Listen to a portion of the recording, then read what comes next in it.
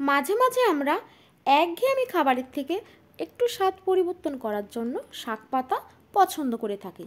তো সেরকমই একটি রেসিপি নিয়ে আপনাদের সামনে হাজির হয়েছি। আজকের মেনু কলমি শাকের ভাপা। তো চলুন দেখে নেওয়া যাক।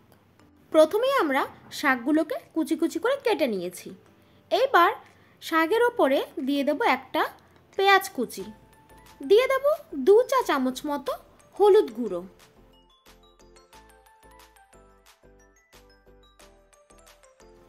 দিয়ে দেব পরিমাণ মতন লবণ। এইখানে আমাদের শাকের পরিমাণ অনুযায়ী 1.5 চা চামচ মতো লবণ দিয়েছি, আপনারা চাইলে কম বেশি করতে পারেন। এরপর দেব একটু বেসন। এইখানে আমরা 5 চামচের মতো বেসন ব্যবহার করেছি। এইবার দেব 3 চামচের মতন চালের গুঁড়ো।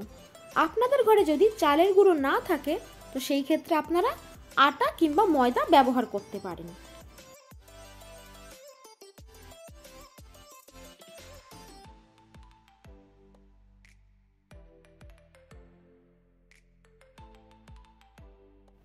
আর লাগবে কাঁচা সর্ষের তেল। তেলের পরিমাণটা একটু বেশিই রাখবো। এখানে আমরা চামচ মেপে দিইনি, আইডিয়া করে যতটা পরিমাণ দরকার সেই পরিমাণ দিয়ে নিয়েছি। এইখানে আমরা আগে থেকেই কাঁচা লঙ্কা আর 4-5 কোয়া রসুন পেস্ট করে রেখেছিলাম, সেই পেস্টটা এর মধ্যে ব্যবহার করব। এইবার হাতের সাহায্যে সবকটা মিশ্রণকে আস্তে আস্তে করে মেখে নিতে হবে। এটা খুব সময় নিয়ে মাখতে হবে, যাতে মাখতে মাখতে সবকটা মিশ্রণ শাকের মধ্যে ঢুকে শাকটা একটুখানিতে পরিণত না হয়।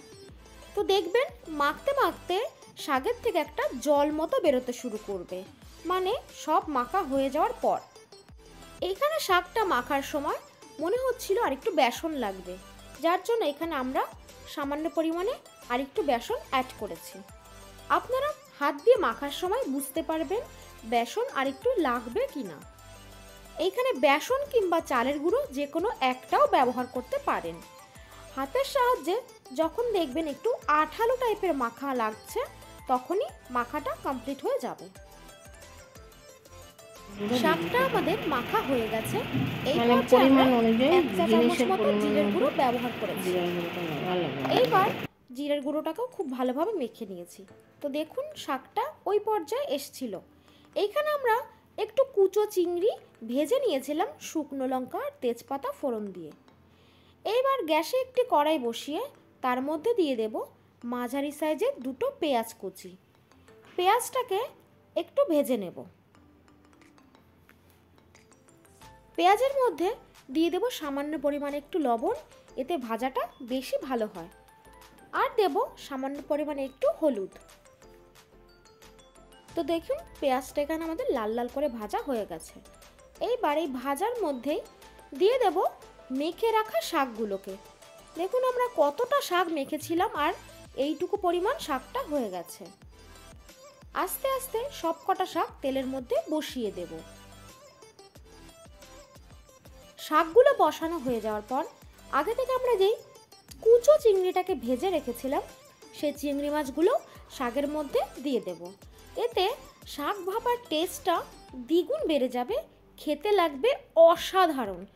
আপনারা বাড়িতে একবার ট্রাই করে দেখবেন, আশা করি খুবই ভালো লাগবে। এটা সম্পূর্ণ আমাদের নিজেদের আইডিয়া থেকে করা হয়েছে, তবে খেতে খুবই সুন্দর হয়েছে। আপনারা বাড়িতে একবার ট্রাই না করলে বুঝতে পারবেন না।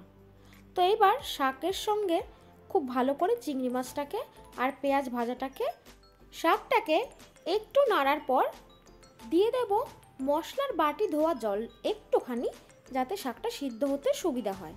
তো দেখুন খুবই সামান্য পরিমাণ একটু জল ব্যবহার করেছি। এইবার এই শাকটাকে লো ফ্লেমে 10 থেকে 15 মিনিট মতো সিদ্ধ করে নেব, মানে জাল করে নেব।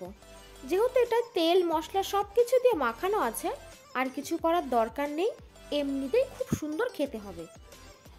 ঢাকা দেওয়ার পর খুলে দেখব সেদ্ধ হয়েছে কিনা, তাহলেই রেডি। এইখানে আমরা ঢাকনাটা খুলে আর একটু উল্টে 5 মিনিট আরও সিদ্ধ করে নেব।